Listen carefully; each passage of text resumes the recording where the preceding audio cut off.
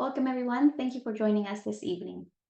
Palliative Care Week is upon us, and throughout this week, we want to encourage people to talk about palliative care and to think about what palliative care means to them. Remind everyone that palliative care is not only about end of life, but also about symptom management and respite. It's not only for people with advanced cancer, but for other life limiting conditions too. We want to encourage people to talk about what matters to them and have these tender conversations with their family, friends, and health and social care professionals. But to come on to thinking about the subject of this webinar, bereavement and loss, something that is so very important to think about this week, to reflect and come together to share experience. This is why Liz Gleeson and All Ireland Institute of Hospice and Palliative Care joined forces to host tonight's webinar, Shapes of Grief, an exploration of grief before and after loss. Liz Gleeson is an experienced psychotherapist and educator in the field of grief and loss, and is currently a PhD student exploring the role of compassion in grief support. She offers workshops and trainings for a variety of organizations and coordinates 2 modules on the MSc Bereavement Studies at the Irish Hospice Foundation, RCSI. In 2015, Liz qualified as an open floor movement therapist, an approach that she uses to inform her clinical practice, and she has a particular interest in how grief manifests in the body and how to use our bodies to support the grieving process. We hope you enjoyed today's webinar. We wish to make it as interactive as possible, so please use the chat function for any questions or comments you may have. At the end of Liz's presentation, we will open the floor for a Q&A session, and feel free to add your questions as the presentation progresses. Liz, over to you. Thank you so much for that lovely introduction. I'm delighted to be here with you this evening and to be partnering with you this week for Palliative Care Week 2022 in Ireland. Welcome everybody at home. There's so many of you here this evening, which is absolutely wonderful to see. And it shows that there's such a need and such an appetite amongst healthcare professionals to become grief literate and grief informed and grief trained. I've put together a presentation this evening, trying to just get as much information together for you, but it really is just touching the tip of the iceberg when it comes to grief and loss.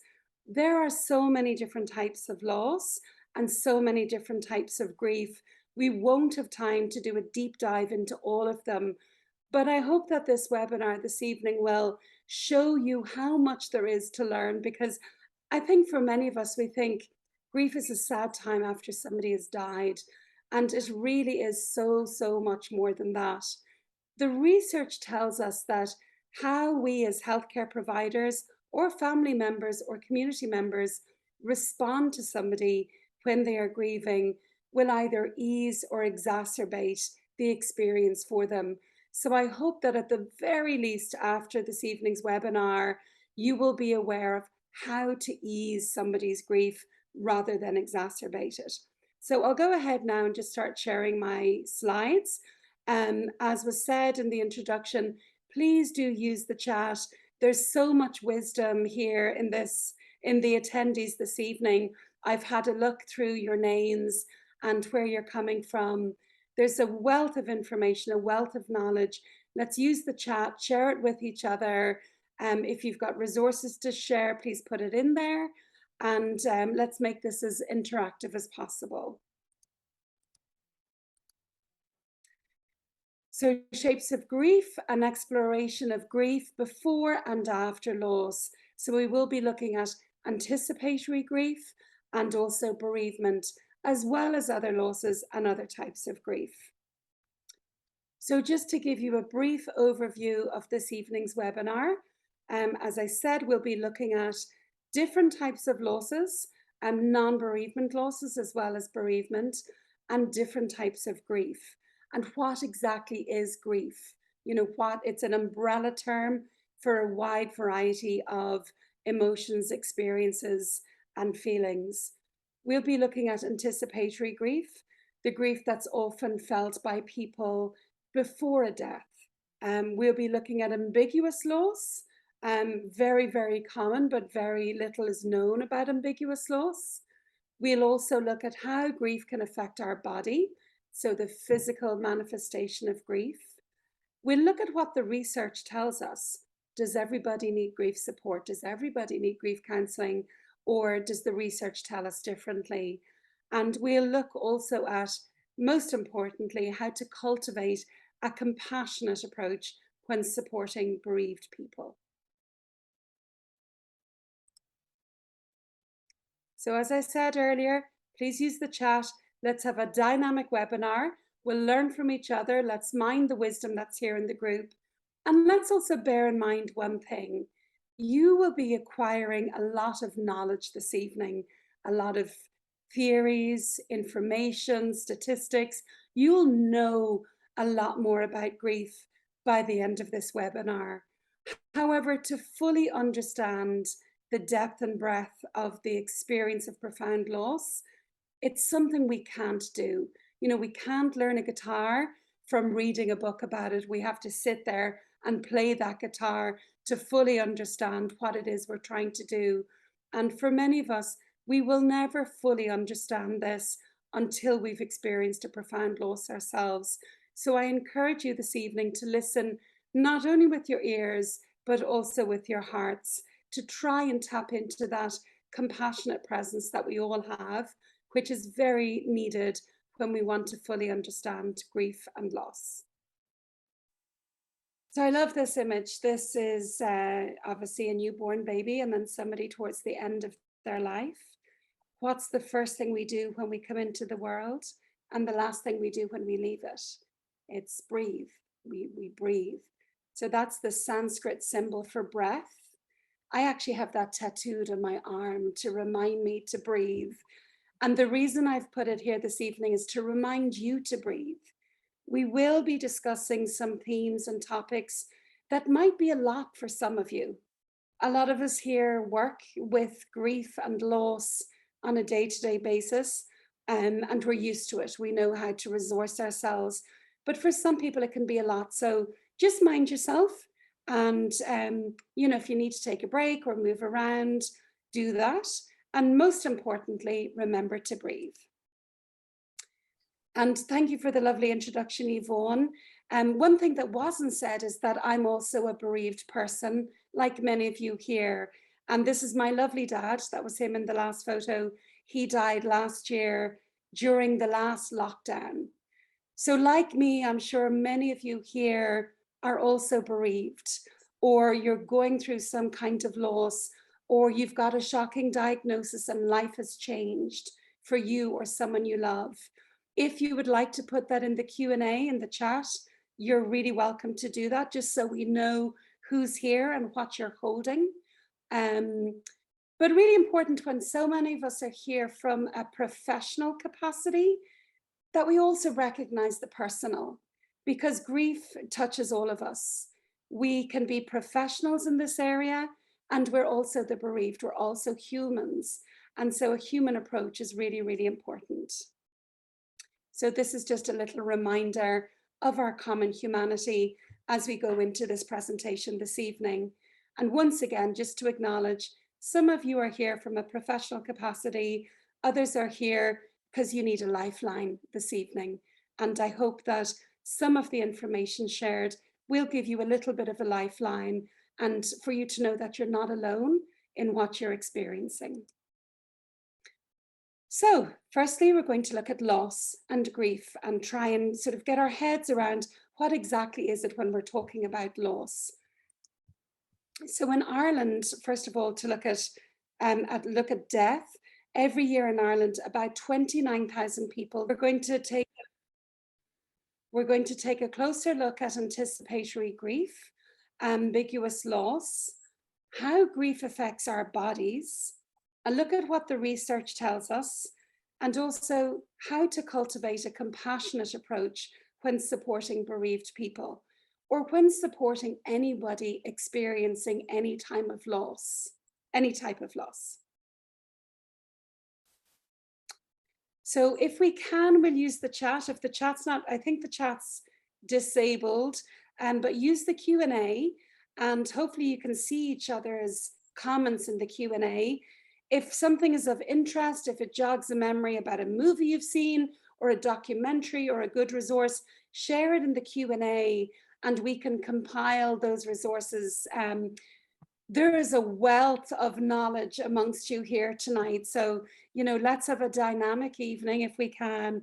And please, feel free to leave your comments and talk to us throughout the evening via the Q&A.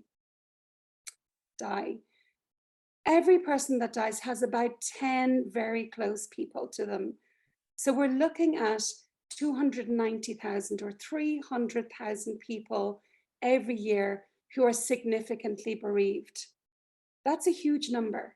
That doesn't take into account the people grieving due to miscarriage, due to divorce, due to serious illness and other things. So we could probably look at least trebling that if we were to take into consideration many of the other losses that the people of Ireland and indeed any country go through every year.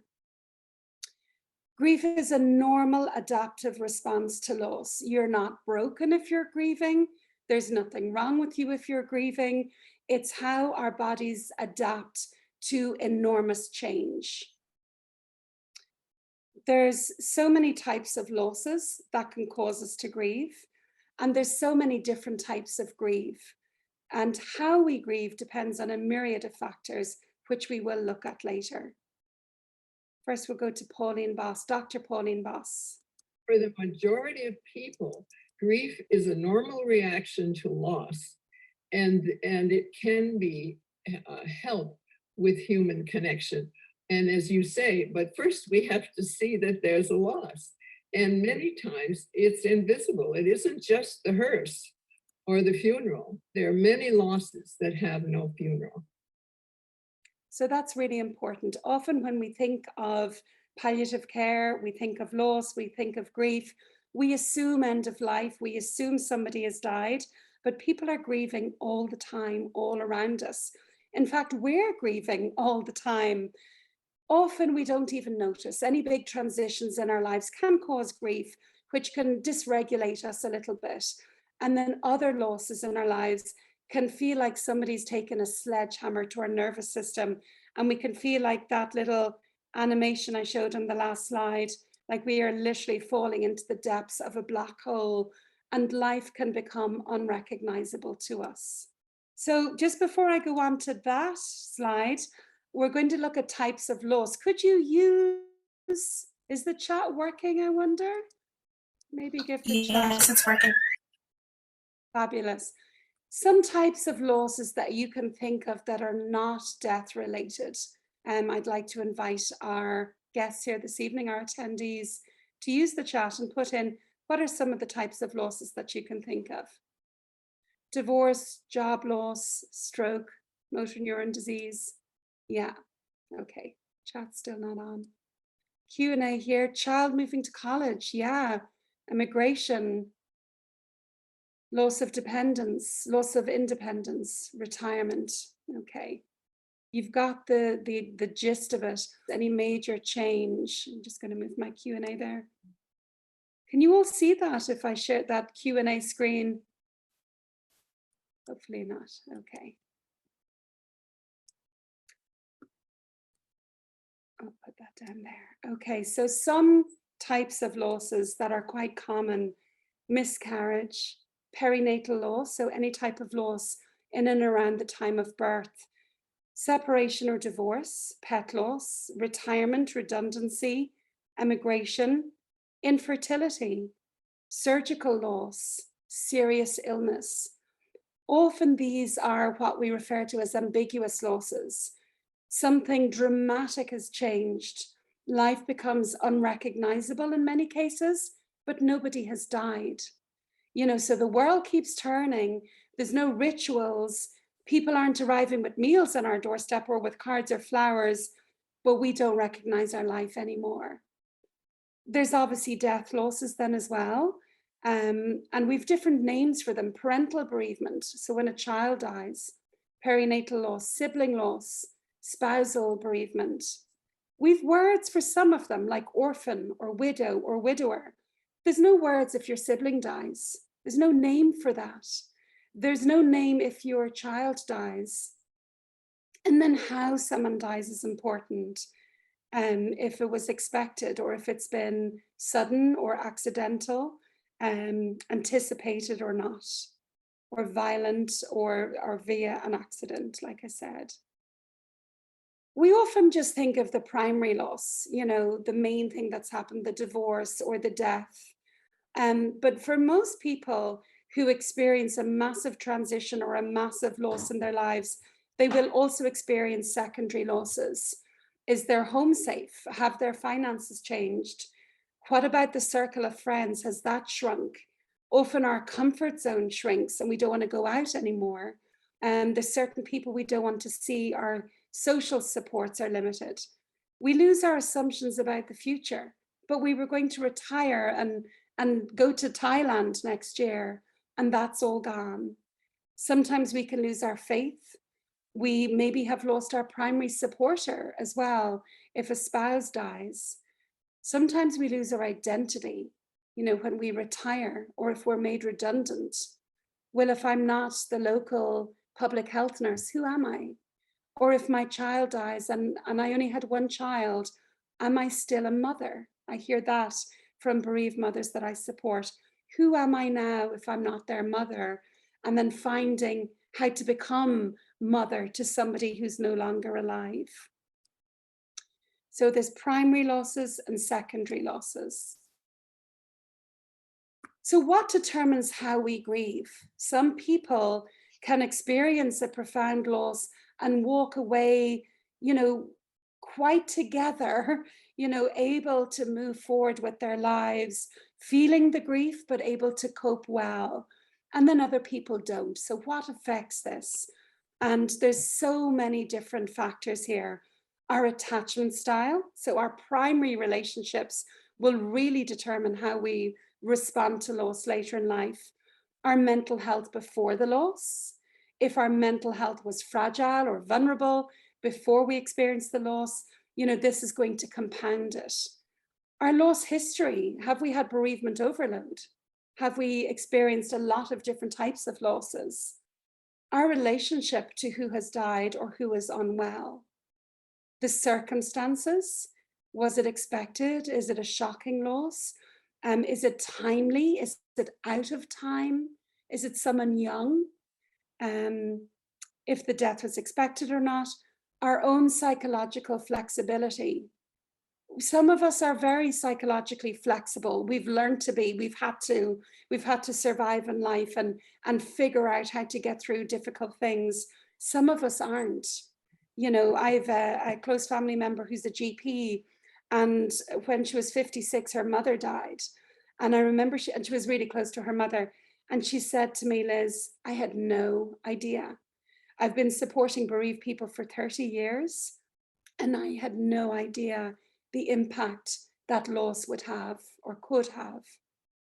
Our skin color, whether we're black or brown or white, will absolutely affect how we grieve. Our cultural background, our socioeconomic status, our sexuality, our gender identity, our age, everything about us will determine our response to loss. So that's really important to note. This symbol is often shared by people who are grieving. It's a sculpture called Melancholy by Albert Giorgi in Geneva, in Switzerland. And I don't know if you can see that on the screen, can you? I felt like I had died too, and they just forgot to bury me. That's a quote I found. And often people report that when they've had a profound loss, you know, that like, who am I now? What's my substance? It's like everything changes. And I often say to people I'm supporting, every cell of your body is different. And it's a rediscovery process. Who am I now in the aftermath of significant loss? So it's really important because we can see someone and they might look well, but this is how they might be feeling inside. Like how somebody looks is absolutely no reflection on what's going on inside. So we must never assume. And actually to say to somebody who's feeling like this, who's feeling like some part of them has also died, to say to them, oh, you look well, further isolates them, further pushes them away. It's not helpful. We will look at things that are helpful and things that are not helpful a little later on.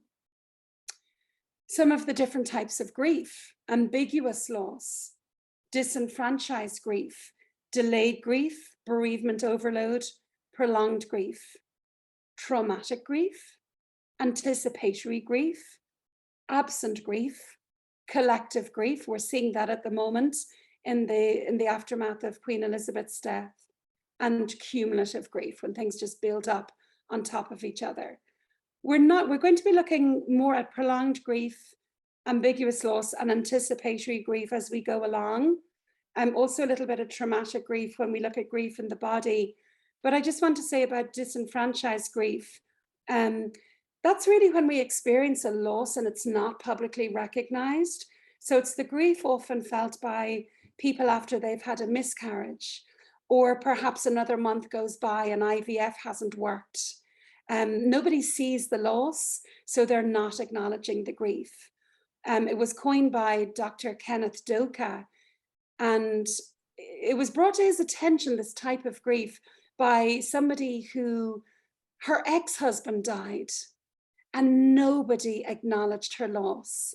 The fact that she'd been with this person for 30 years and then they'd separated. When he died, nobody acknowledged that maybe he meant something to her. She had such a shared history. But it's seen very often in the LGBT community, less so nowadays, thank goodness, but certainly 10 years ago, 20 years ago, if your same-sex partner died, very often it wouldn't be acknowledged, because very often the relationship was not acknowledged. So that's an important one to keep an eye on. Sometimes the overt deaths are the ones that are significantly supported, but these disenfranchised griefs, the ambiguous losses, the anticipatory grief, people experiencing these can feel so terribly alone, so terribly isolated, and it can be so confusing. It's like my world has stopped turning and an explosion has gone off in my family and nobody's acknowledging it. So for many of us working in palliative care or end-of-life care, or in any hospital where we're looking at serious illness or life-changing conditions, it's really important that we have our ears, eyes, and heart open to people experiencing these kinds of losses. This is a little table I put together. You know, people often think, grief. So that's when people are sad after someone has died. Like, sadness, honestly, is the smallest part almost of the grief experience. When we are experiencing a significant loss, everything changes, everything. Our body changes, we lose our appetites, we can't sleep, we feel pain. Anxiety can be through the roof. That's a really, really common symptom. We often go into fight or flight mode. Our immunity is compromised. We get sick more. We're more prone to a variety of illnesses. The emotional spectrum of grief, and grief is really like an umbrella that encompasses a huge amount of emotion: fear, anxiety, despair, rage, anger, hopelessness, yearning, confusion, vulnerability, ambivalence, resentment. All of these things can come under the umbrella of grief. You know, when my dad died, and it was an okay loss for me. I mean, I love him so much, and it's a huge loss in my life, but I was really able to manage it because, you know, I was well prepared for it. But I went into anger after he died, and it was two of my close friends went to yoga on the day of his funeral, and then like looked at the playback at the funeral, and I was so cross with them, you know. And I remember saying to them, when you said you were going to support me in grief, you thought you'd come in with your Superman cape and put your arm around me while I'm sitting there sobbing. Well, you know, the rage and the fury is part of grief, and I want you to show up for that too, you know. So sometimes you might have certain patients who nothing's enough. You know, I want more, you know, they're angry with you. This is what's happening for them. They're in their fight or flight response. Their body is trying to fix something that can't be fixed. And all that range of emotion is part of grief. So grief can look like a crazy person bellowing it out at the end of the corridor. It's not always someone sitting sobbing quietly. And we need to show up compassionately for the person in rage as much as the person in tears. Psychologically, it can be a nightmare living with our own heads at times of profound loss. We ruminate, we feel a threat of, existential threat, like, what's the point? Who am I now? We start maybe anticipating our own death or feeling like, is everyone going to die? And we can have difficulty concentrating, planning, working. Our brain really changes. There's a psychiatrist, I think she's Dr. Frances, I'll come to it, but she speaks about our brain on grief. And she's written a book about that, and it's a really, really good read. It's difficult to concentrate, it's difficult to plan, it's difficult to work. Our worldview can change, our identity can be challenged. And again, that ruminating is there. Spiritually, we can lose our faith, we can feel hopeless, we can feel shamed or like we're being punished. We question the meaning of life. We feel like life has no purpose. We can feel punished or abandoned by whatever God we may or may not believe in. Why me? What did I do? Why did I deserve this? As if we've anything to do with what's happened. We really don't. But, the chaos and the randomness of someone we love dying or being diagnosed with a serious illness, sometimes the chaos of that is too much for us to cope with. So we prefer to blame ourselves. It feels like an easier answer. I will find that every single mother I know whose child is ill, seriously ill, or whose child has died, will find some way of blaming themselves for what's happened. Dr. Pauline Boss worked with people after 9/11, and she said that almost every mother who lost an adult child that day had that same rumination. If only I'd phoned them, if only I'd set the alarm earlier. They somehow found a way to put the blame on themselves because the randomness of a terror attack was just too much. So I'll just keep going because we have a lot to go through. I want to touch on theories. Before I do that, please use the Q&A and let me know what grief theories you've heard of. Oh, the chat is going, is it? Okay, great. Dual process, Kubler-Ross. Okay, everyone knows Kubler-Ross, sadly. Thank you, Anne, for the dual process. Any others? Any other grief theories you've heard of? Mediators of mourning, prolonged grief, and they're types of grief rather than theories. Tasks of grief, Warden, yeah, great. Okay, good. I'm going to fly through some of these. Elizabeth Kubler-Ross, Kessler, Elizabeth Kubler-Ross actually worked in palliative care, and she came up with these stages for people who were facing a terminal diagnosis. So they didn't have an incurable illness. That's different to a terminal diagnosis.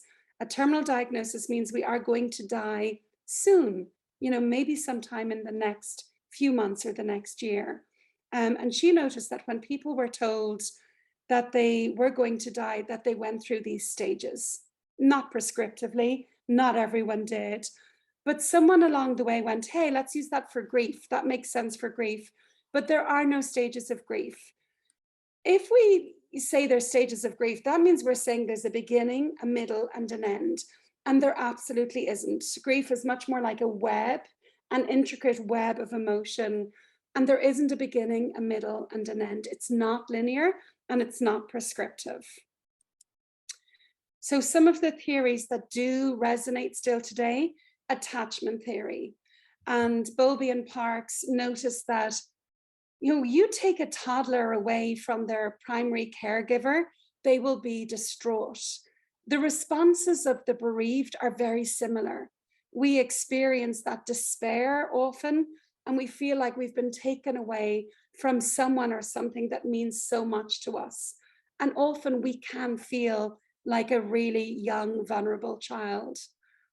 Some of the theories out there regarding attachment theory, if we have an insecure attachment style, so there's 4 different attachment styles. There's secure attachment, insecure, ambivalent, disorganized. Secure and insecure are the 2 main ones. And under insecure, it's, gosh, I put myself in the spot here. I think disorganized, ambivalent, and avoidant.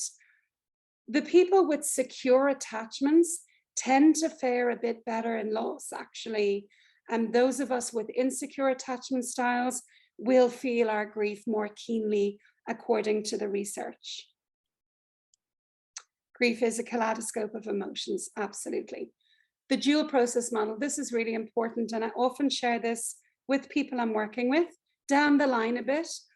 But we understand that grief, it's not about going into our grief, feeling it all, expelling it through some sort of cathartic reaction, and then getting on with our lives. We dip in and out of it. This is what's considered a good grieving process. We focus on our loss, we feel our grief. Sometimes we've no option, it hijacks us. You know that expression, I was hijacked by grief. You could simply see Marmite in Tesco and be reminded of someone you love, and it all comes up.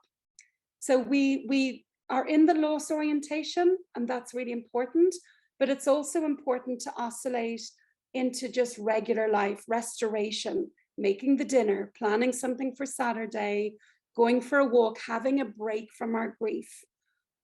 So this kind of process, facing the grief, restoring, facing our grief and feeling it, restoring, is really important. This is what helps us to integrate it and to process it. Now, if I'm only in restoration and not looking at my grief at all, that's probably going to catch up with me. And equally, if I'm only in my grief and not taking a break at all, that will catch up with me as well.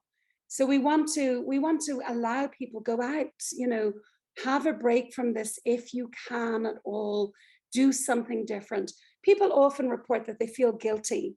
How can I be out having a nice walk or watching a movie or even having a laugh when someone has died or when someone's really ill? But it's really important that we resource ourselves in this way. So this is a normal response to grief, that we have our loss orientation and our restoration orientation. Sometimes at the beginning of grief, we've no control over these oscillations. We call them waves. It's like a wave of grief comes through us, and then it relents a little bit, and then another wave comes. And I often say to people, when it is relented, use that time, see a friend, have a rest, do something restorative for yourself. Those oscillations are often out of our control initially, but with time we can start to sort of grab the pendulum and go, you know what, I really need to sit with my grief tonight. I'm going to just light a candle, take that photo, and I'm just going to sit down and really let myself feel it. And then other times we might grab it the other way and go, I'm in Tesco, I really don't want to talk to my neighbor who I haven't seen. I can feel it coming up, but I'm going to just try and wait till I get home. So sometimes we can have control over the oscillations, and sometimes we can't. So that's the dual process model by Strobe and Schuss. The tasks of grief then that somebody mentioned there in the Q&A, again, they're not linear, they're not prescriptive. Some people experience this, some don't. To accept the reality of the loss. And this is a big one. We can know in our heads that someone has died, or we can know in our heads that somebody is very ill. But that doesn't mean we know it with the rest of our bodies. And often we wake up, we forget, and then we suddenly remember and it comes flooding back. Accepting that this is our reality is very different to knowing something. And there's a nuance there that only those of you who've experienced a profound loss or a profound change in your lives will understand. So accepting the reality of the loss is not like, oh, I'm okay with this. It's, I accept that this is the truth. I accept that they're very ill and that this is happening. versus I know this is happening, but I just can't really believe this. It feels surreal or feels like you're watching someone else's movie. This can take 6, 12, 18 months to fully digest this reality. We also need to experience the pain of this reality. We need to adjust to the environment without this person or to this changed environment. And then eventually we need to find ways of reinvesting in life. So these are good tasks to keep at the back of your mind. We can be doing some of them simultaneously. We can be sitting there going, I can't really believe they're gone. At the same time, we could be experiencing the pain that they're gone and I miss them so much. And at the same time, we can be, I'm buying new wallpaper from my bedroom. We can be like reinvesting in our new life as well. So I hope that is making sense for you. Dr. Robert Niemeyer talks about meaning making and narrative therapy and the importance of going over the story over and over again helps us integrate it. So like I said earlier, we can know that this has happened, but to really process it and integrate it in the rest of our bodies, we need to say it again and again and again. So to sit with someone who's telling you their story for the third time is really helpful, because to have it witnessed, to be heard by a compassionate ear can really, really help that person to process and integrate their loss. For some of us, finding meaning in our loss can make it more bearable.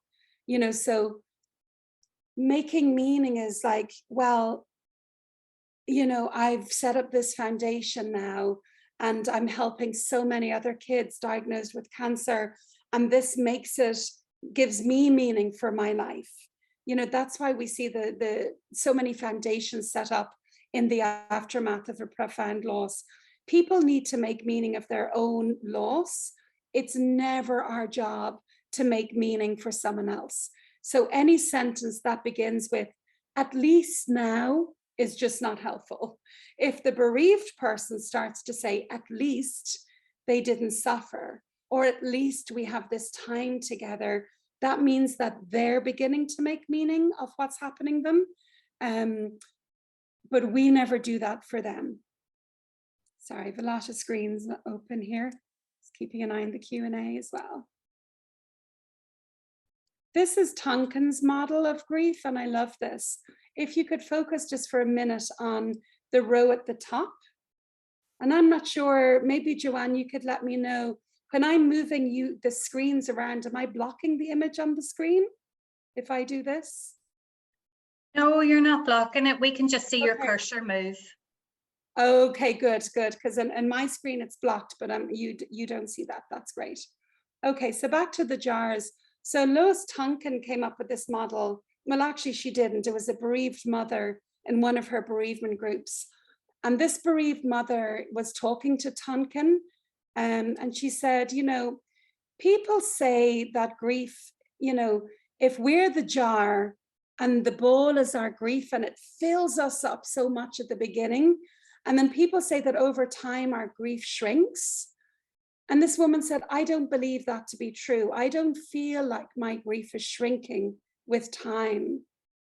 That happens if we get a cold or a virus. It shrinks with time. It gradually goes away. But this woman said, it's like the grief is always there. It doesn't change. It doesn't change shape. It doesn't diminish. But I grow around the grief. So that's a lovely model that seems to make sense to a lot of people growing around grief. This is another model. This is by Klaas, Nickman, and Silverman, continuing bonds. So from Freud, back in 1916, I think he wrote his paper, Mourning and Melancholia. He was the first person to write about grief or to study it. And he said, yeah, when someone dies, we need to grieve. Then we need to detach from them, and then we need to move on and find other things to attach to. And this was his theory, and he wrote his paper and he disseminated all around the world. And we still hear people say, have you not moved on yet? Or it's time to move on, or she's not moving on. Well, what we didn't know is that Freud, a few years after that, his daughter died, and he absolutely loved his daughter. And when his daughter died, he realized, I don't want to move on. I don't want to leave her behind. I don't want to move forward without her. I want to bring her with me in my heart. So we know this to be true now, that we don't move on from grief. We don't leave behind loved ones who have died. We carry them with us. We form new bonds. We find a different way to relate to them. Some cultures do this much better than others. And in this image, we've got the Day of the Dead in Mexico, and where people who have died are very much a part of everyday life there. And the graves are visited regularly. People go and sit and chat in graveyards to their loved ones after they have died. That's one way of continuing a bond. When my father died last year, his bird feeders were outside the window. And I used to, when he was dying, I'd sit beside him and I'd give him a narration of what was going on in the bird feeder. Oh, there's a squirrel there now, or the pigeons come back and he's kicked off the robin, you know. And when Dad died, the first thing I did when I came home to my own house, because I'd been living with him for a while, I went to a garden center and I bought some bird feeders. And did you see this window here? They're right outside that window. And every time I see birds and the plants outside this window or on the bird feeder, I think of my father. So that's how I continue a bond with Dad, one of the ways of doing that.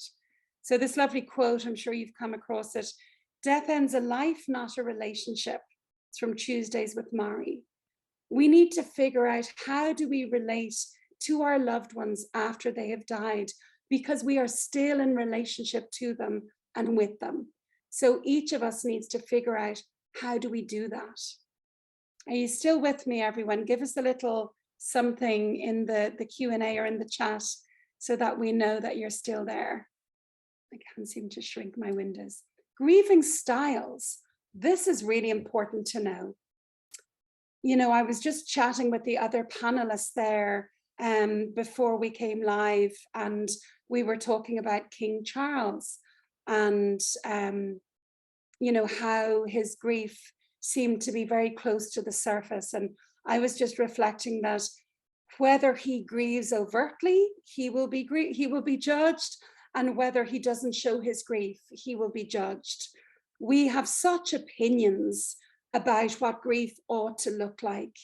And we do such a disservice to people when we are expecting them to look a certain way or to behave a certain way in grief. Grief is very individual. But one thing that's helpful to know is we have different styles of grieving. We used to think that men grieve this way and women grieve that way. But now we know that's just not true. There are grieving styles. So many women and non-binary people and some men are instrumental grievers. So we're doers. I'm quite an instrumental griever. So I'm a doer, you know, okay, I want to build something, I want to make something, I want to create something. And then other people are intuitive grievers. Many women, some non-binary people, and some men are intuitive grievers. And this looks quite emotional, and maybe we cry a lot, maybe we want to talk about it a lot. And there isn't a right way, whatever way works for you. But where this gets tricky is in a couple. If one person is an instrumental griever and one person is an intuitive griever, assuming it's a couple, and the intuitive griever is going, what's wrong with them? Why aren't they crying? Why aren't they feeling this? Because the intuitive griever thinks this is what grief needs to look like, and they're not doing it, therefore they're not grieving. Whereas that other person might be an instrumental griever. They might be out fixing a fence, building a garden, planning a holiday, you know, doing something with their grief, expressing their grief in a different way. Most of us are a blend of styles. Most of us are both intuitive and instrumental, and we kind of need both. We need to be able to express and create and do something with our grief or move it. And we also need to be able to sit and just feel the emotion of it. So useful to know. This can get really tricky. Like sometimes we do expect women and some non-binary people to be emotive when they are grieving. And we often expect men to hold it together, and some non-binary people as well. And that doesn't always work that way, okay? Grieving styles, really important. Keep it in the head, both for people who are grieving and those who are supporting them. And if you are someone going through a loss, a blend is good. Sometimes to create, run, sweat it out, other times to sit and feel it. We all need a little bit of both expressions. I just wanted to show a couple of sculptures here that really depict this. This is, someone showed me this recently. This sculpture is called The Grieving Parents. And here you can see how one person is really holding the emotion in and someone else is really feeling it there. Where this figure at the front, where they have their hands across the chest. Often when I ask someone, where do you feel it in your body when we're talking about grief? Almost always they will point here. It's like a weight here. It's like a constriction here. And then as they begin to feel the emotion, it's like it comes up into the throat. So I thought it was interesting that this figure is holding that part of them, and then the other figure is sort of protecting that part of them. This is called, sorry, my mouse has a mind of its own here. This is called Dark Elegy. Suze Lowenstein is a sculptor. Her son was killed in the Lockerbie terror attack. He was, I think, 17 or 19, and he had just gone off to study and was due to go home when Lockerbie happened. And so she did with her grief what she knew best. She started sculpting it. And she had this idea then to reach out to other women, other mothers whose children were also killed in that disaster. And she asked them, she invited them to her workshop, and she invited them to remove their clothes and put their bodies in the position that they took when they learned about their child's death.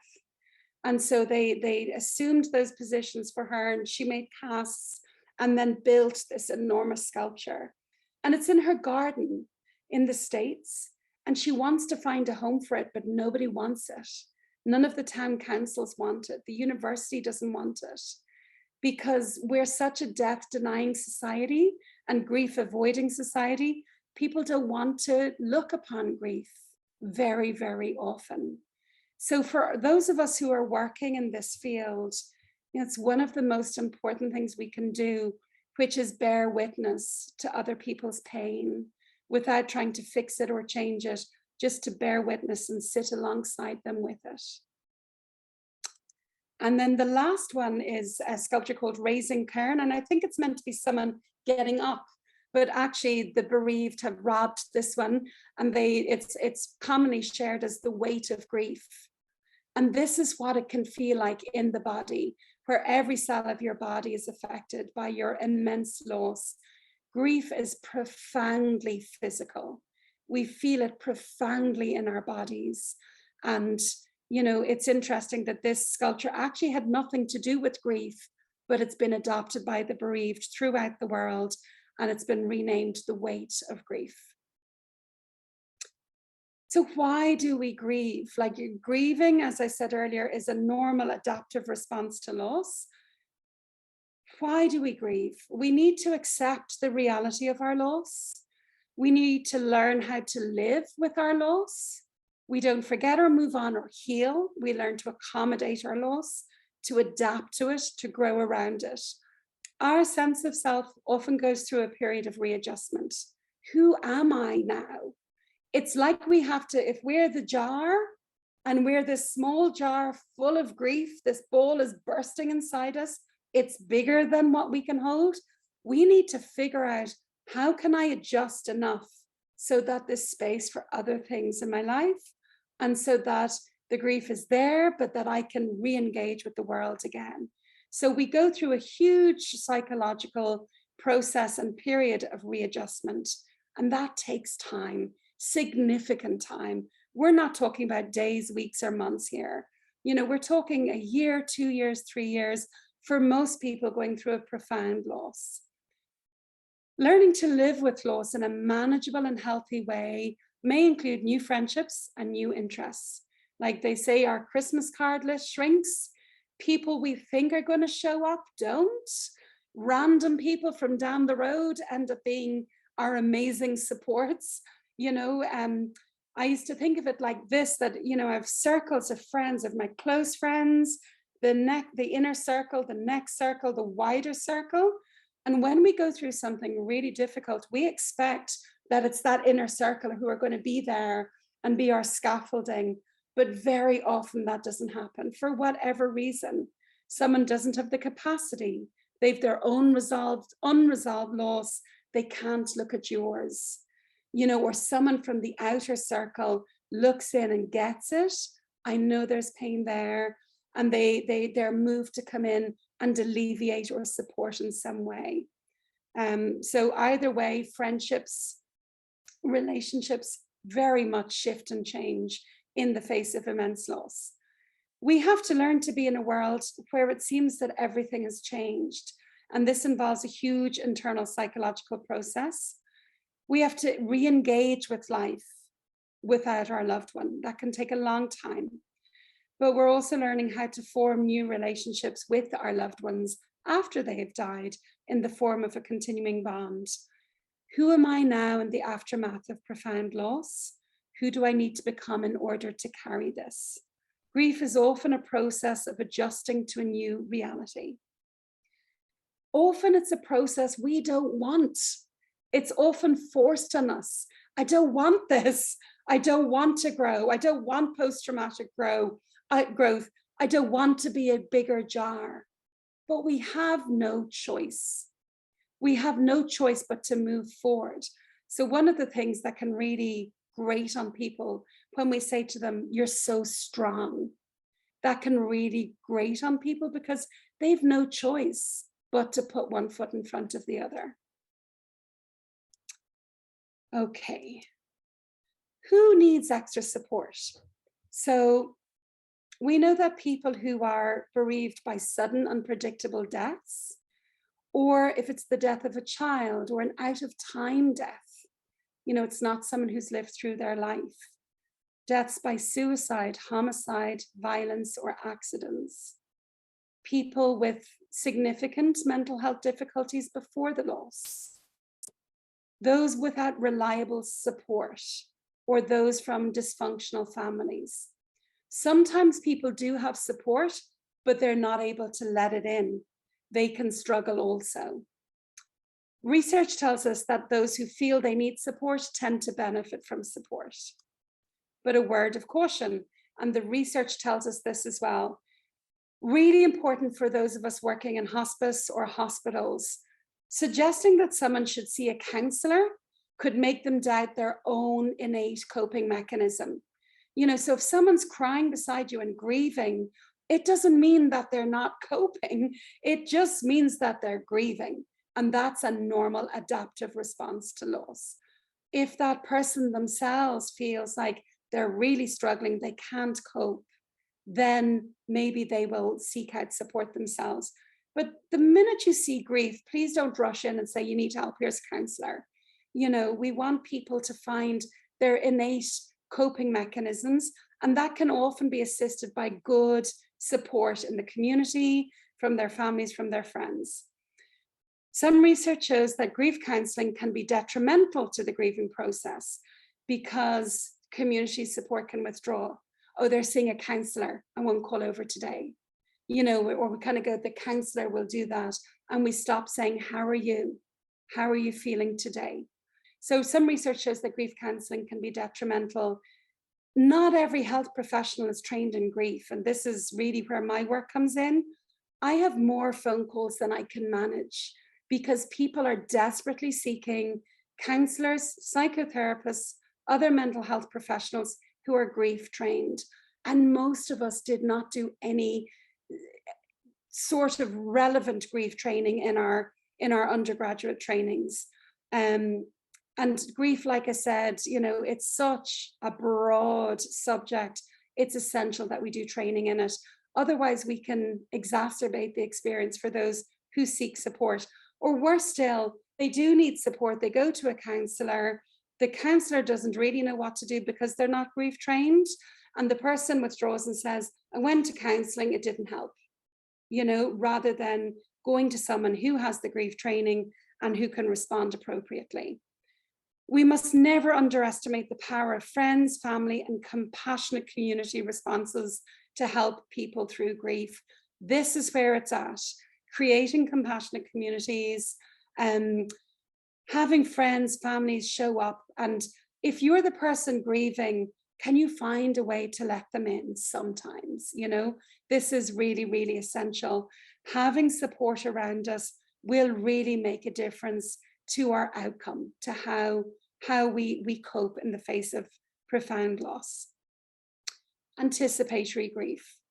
This is a quote from the book When Parents Die, a guide for adult children, and it's about anticipatory grief.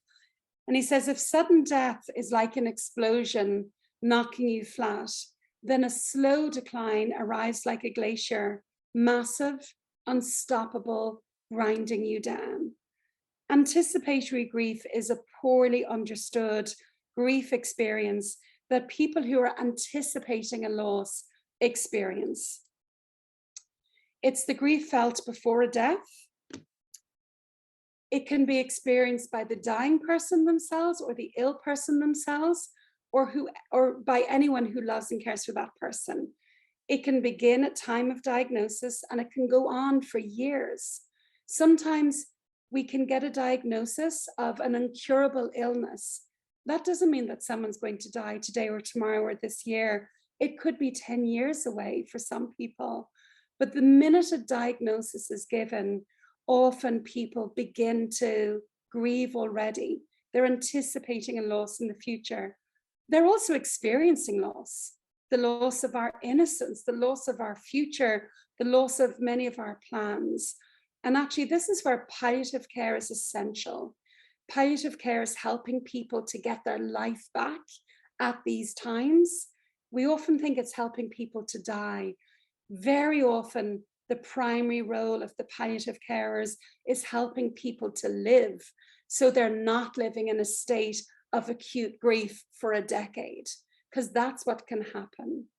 It can happen when the prognosis is uncertain.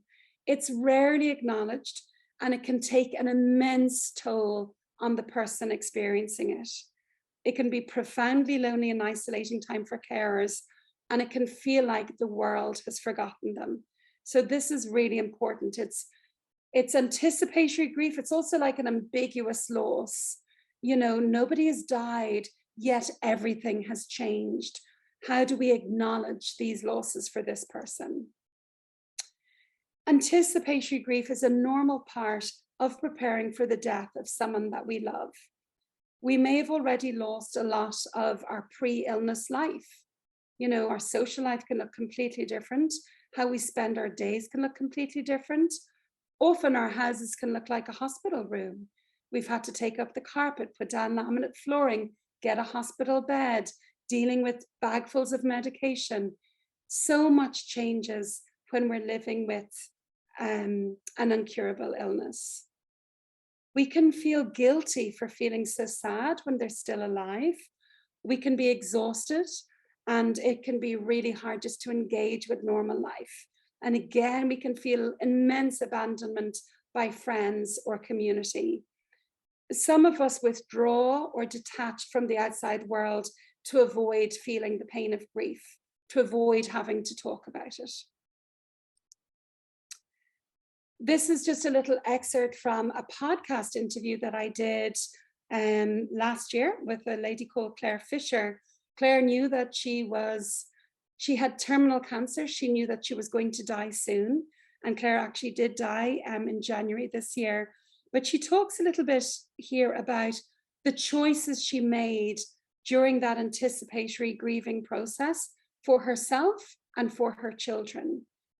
So it's a great privilege to share these words here. I think it's not just about the good death, it's about about in between space, that good life before it. And I think one of the things that's driven me in the choices that I've made about the treatment that I'm having and is, you know, if we start from the place that I am going to die at some point fairly soon, you know, and my children are going to have to deal with the fact that I died.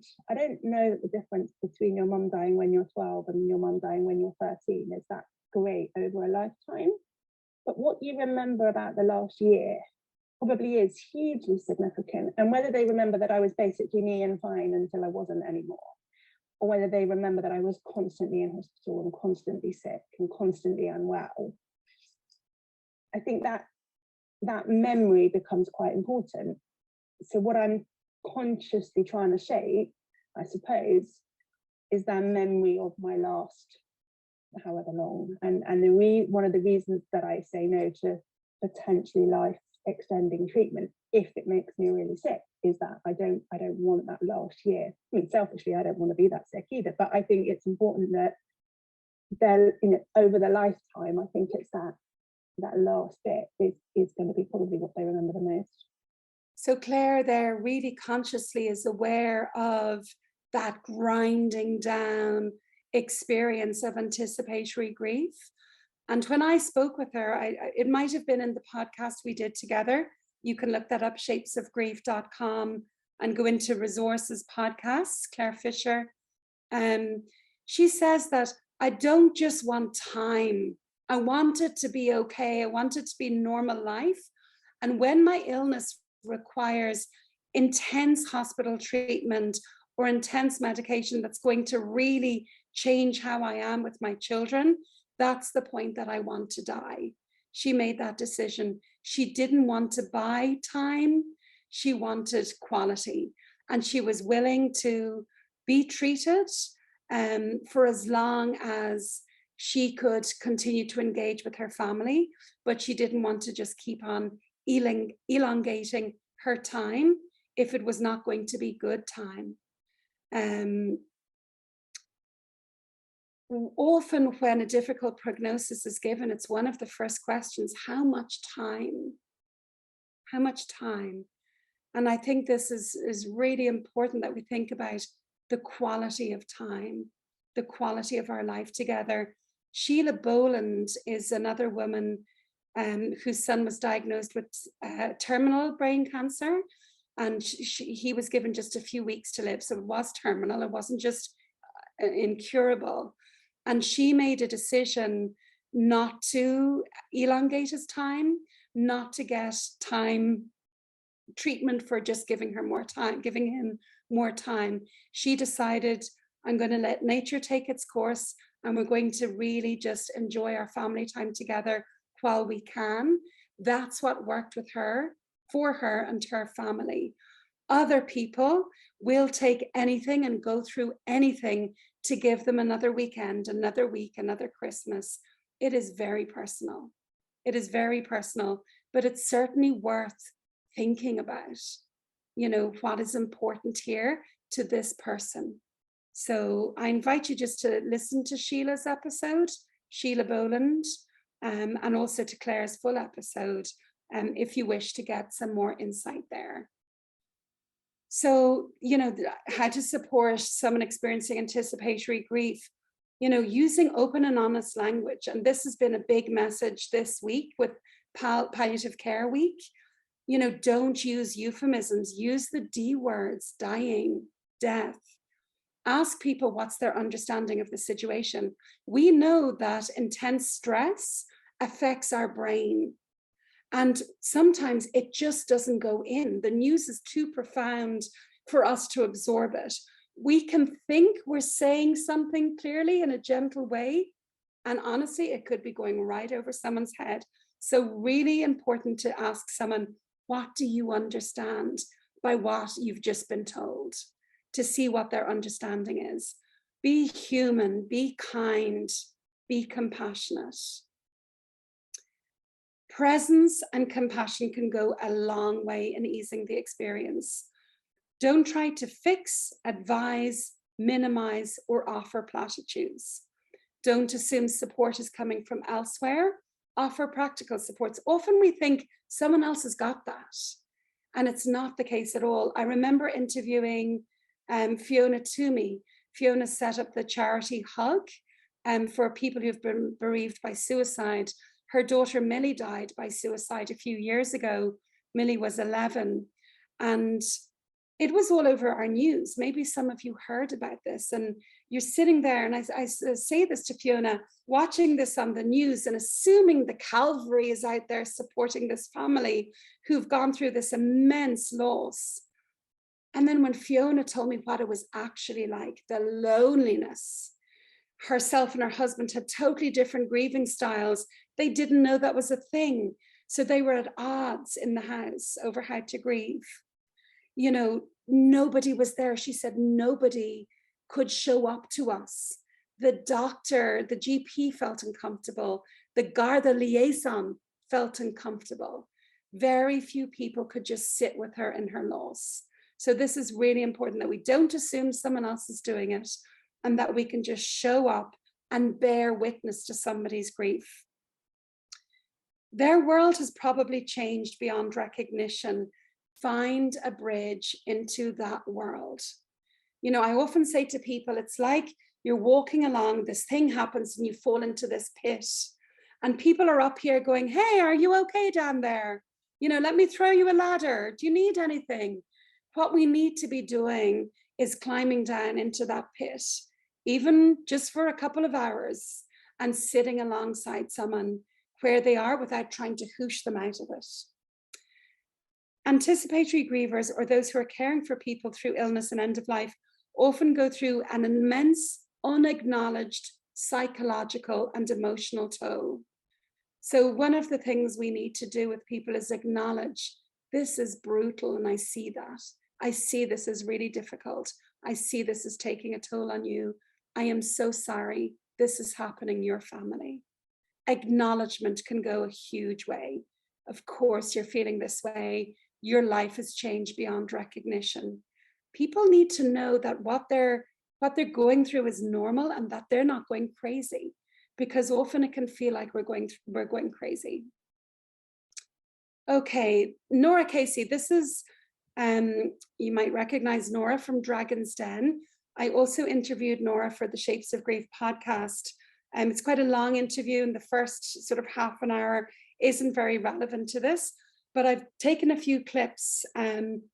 This is really important. Listen to some of the things that she's saying, and I'd love you to use the chat, what you notice about her experience, you know, what could be done better. So, you know, it was just so painful because you knew that person was not going to be with you. So we never even went there. And I can't tell you how difficult it is to stay in the moment all the time, to keep dragging that head of yours back with a will of iron into the present. And he was in a wheelchair, of course, the whole time. I'd say, were you okay? Are you comfortable? Can I? So for assessment. Now, by then, they had said to Richard and me that he should pack up his affairs, is the word they used, you know. Okay. Our own doctor wasn't there, and a doctor who didn't have English as a first language was giving us the results of the test. And we didn't quite understand what he was saying, but the gist of it was they found more cancer in Richard's lungs for the first time. And he kept saying, so that's it. And we kept saying, so what do you mean by that's it? And he said, well, that's it. You know, you have cancer here, here, and here, and we found it in your lungs, so that's it. And we walked out of there and got as far as the car. And I said, did you understand that? And he said, I hope it's not what I think it is. And I said, let's go back. So we went back up and we sat for about an hour and a half while they called our doctor.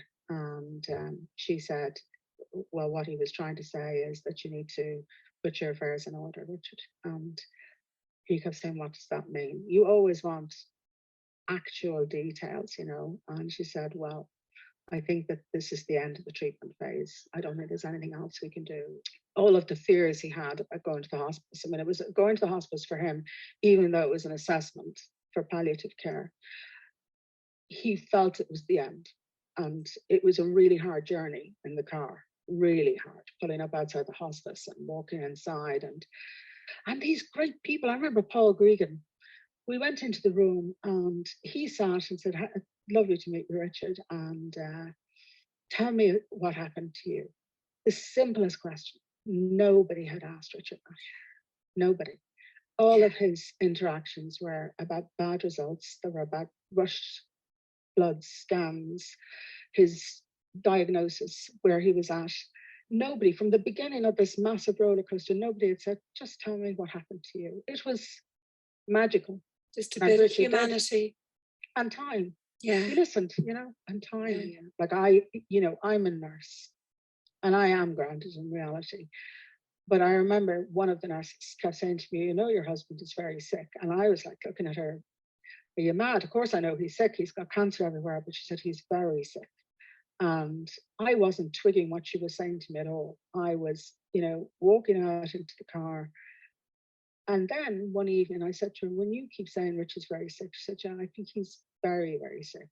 And it was starting to seep in that maybe we were in the end phase, but still not in a way that I took it on board. So Paul Gleeson described every bit of the body and showed Dara where all the cancer. You'd be hard pressed to find any organ that there wasn't cancer in, and he explained all that in great detail to Dara. And then he said, do you want to ask me a question? And Dara said, is my dad going to die?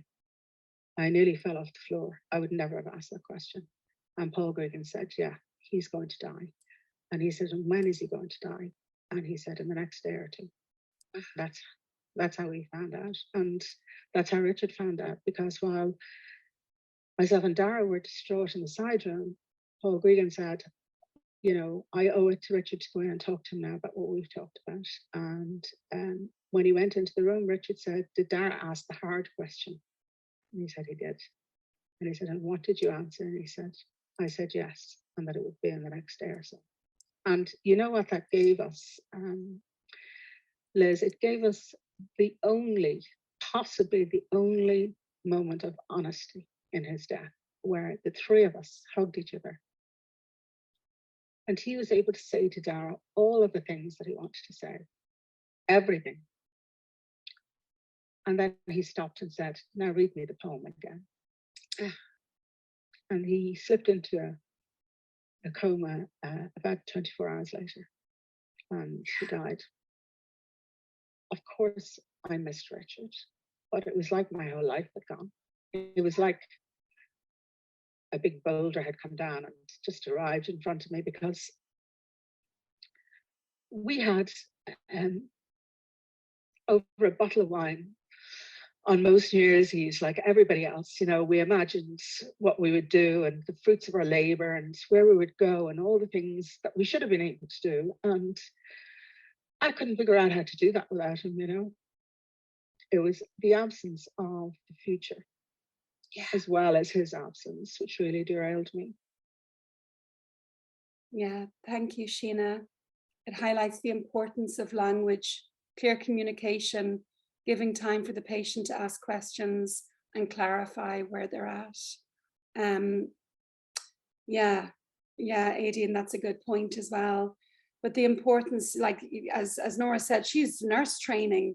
She knew that Richard had incurable cancer. They're in the hospice, and it's sometimes something is so close to you that you can't see it. So it's really important to use unambiguous language. It's a gift to people. You're giving them the gift of time that they can use with each other.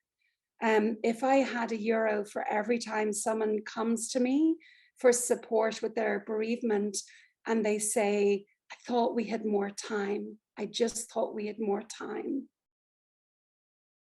Good. Okay, great. Lovely to see comments there. And the actual importance of saying the D words. If anyone's on Twitter, there's been a bit of a debate at the moment. A friend of mine, Catherine Mannix, is a palliative doctor in the UK, and she's a big believer in using D words. And she was giving out to the BBC the other day for using euphemisms when it came to the Queen's death. Sorry now. So we're going to look at ambiguous loss now. One of the hardest things you will ever do is grieve the loss of a person who is still alive. Ambiguous loss is really important.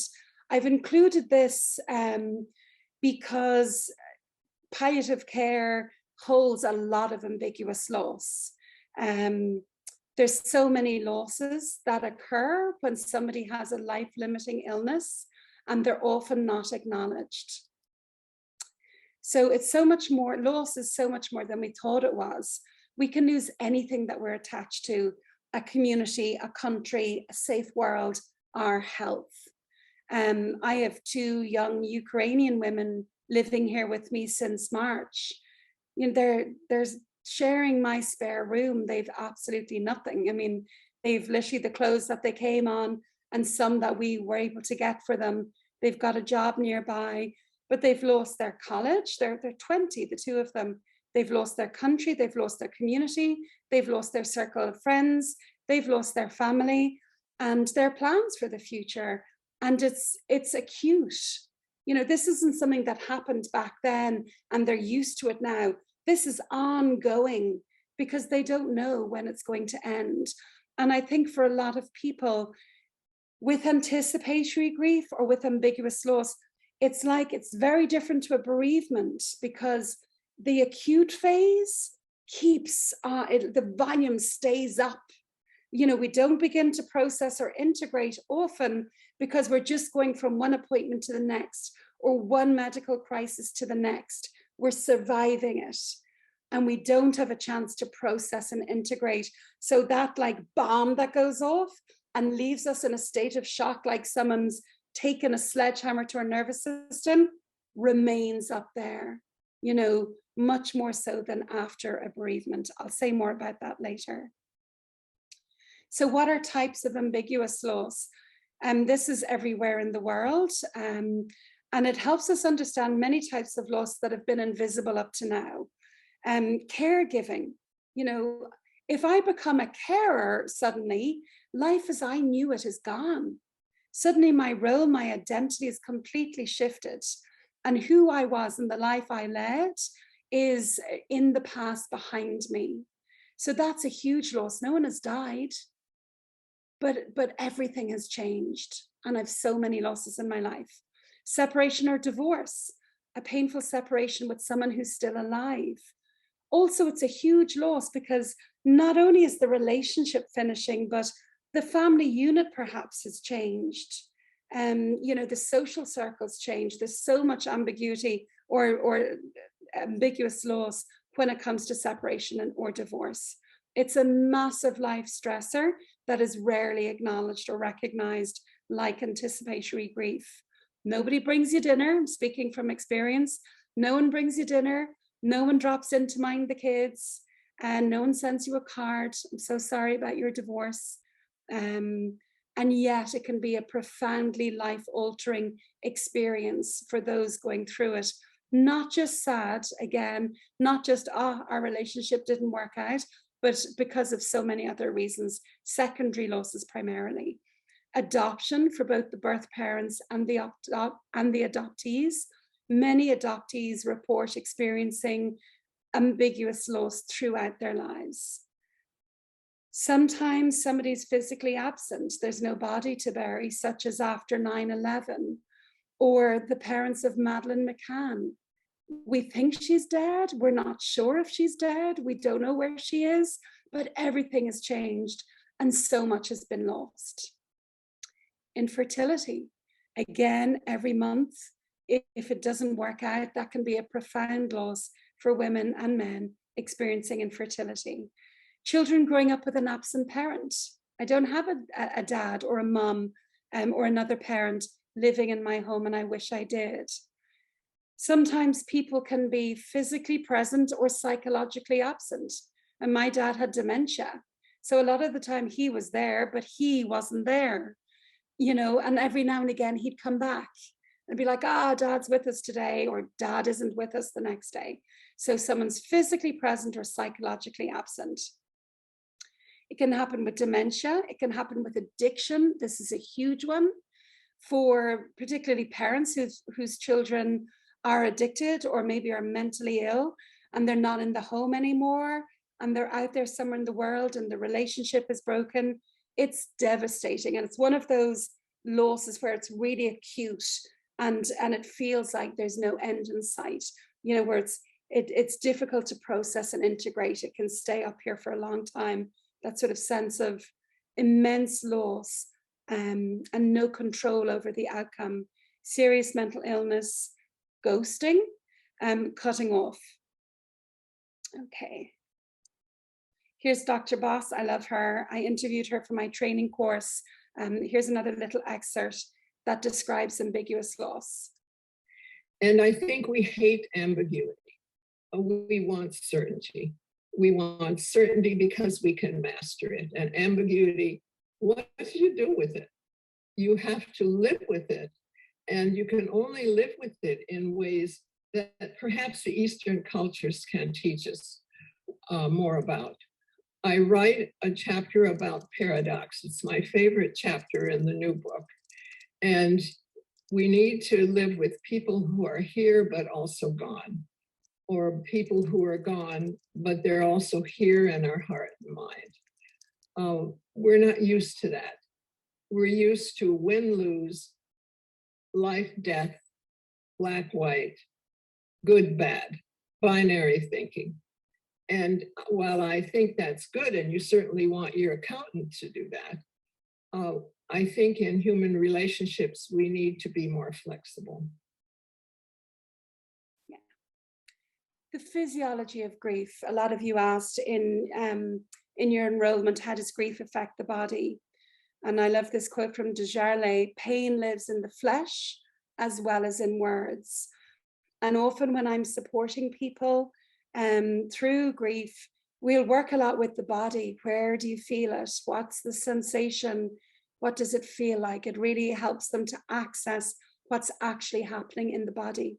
Sometimes the brain closes down and it's a very physical response. I say the brain closes down. The brain as we know it, you know, our normal, active, clear brain can become very foggy, and grief can be very physical with exhaustion, insomnia, stomach upset.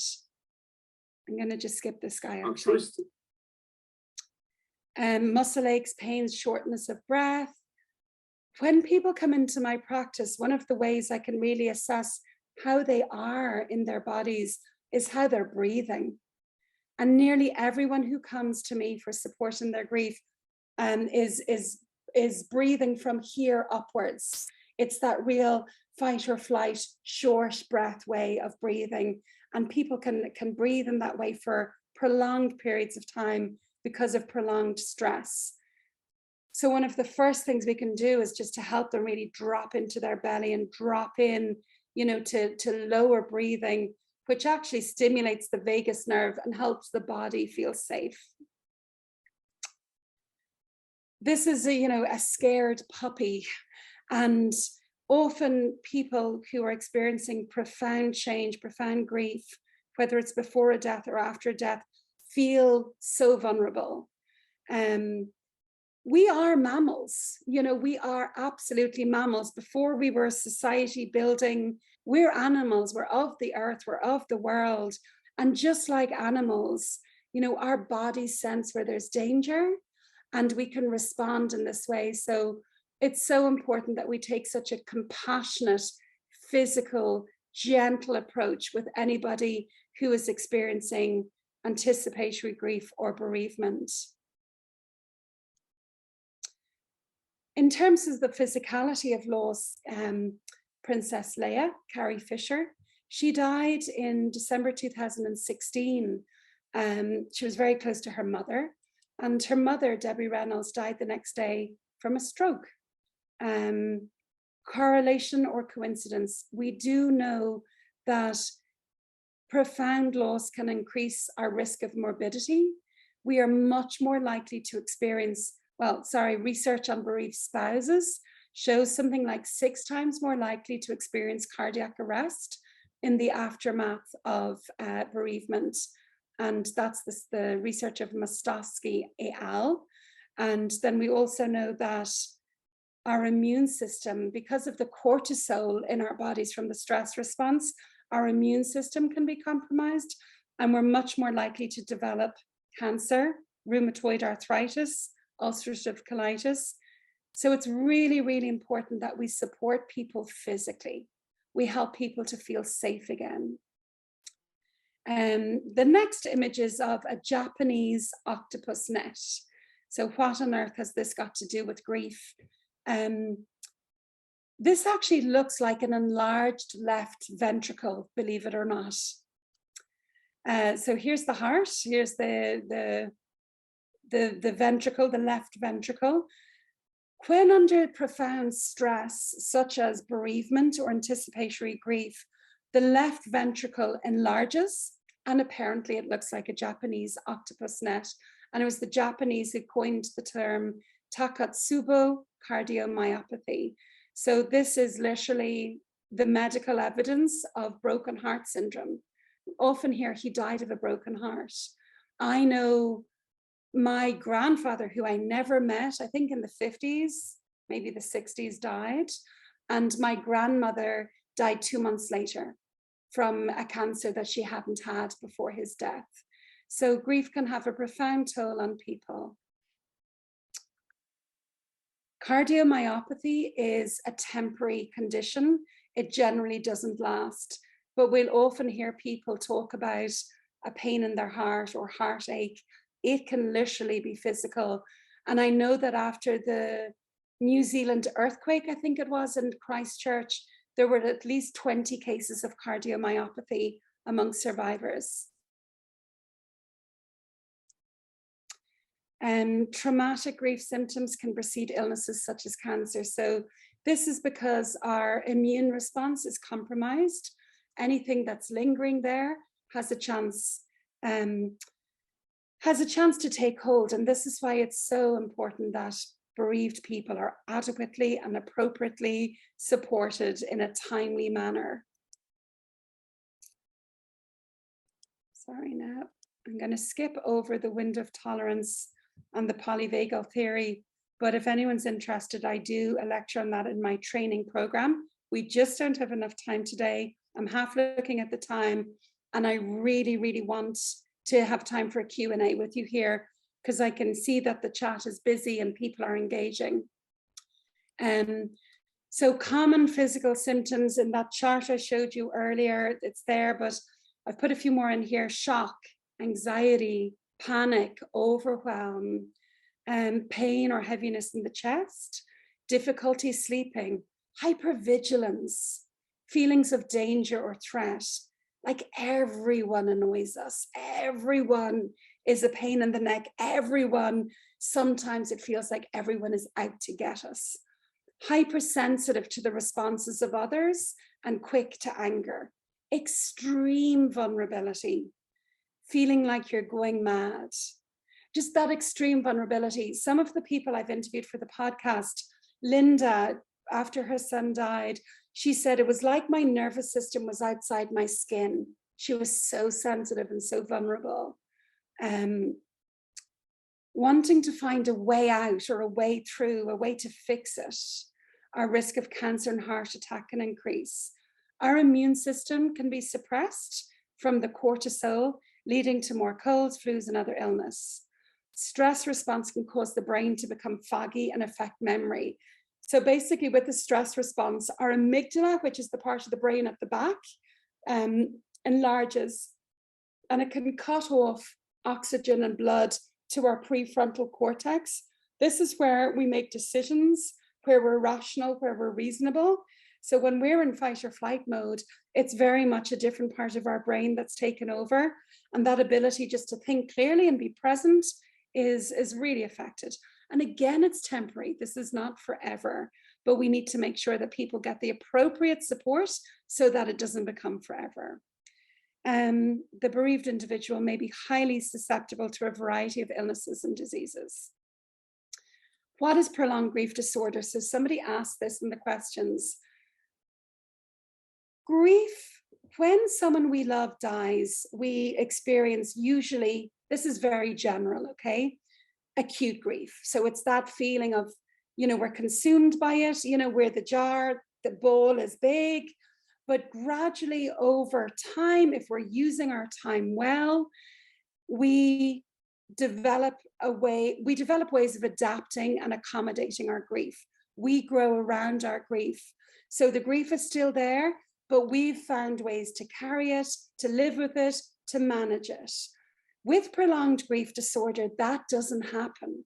That acute grief, for most people, that sledgehammer in the nervous system, that can last for weeks, months, maybe even a couple of years.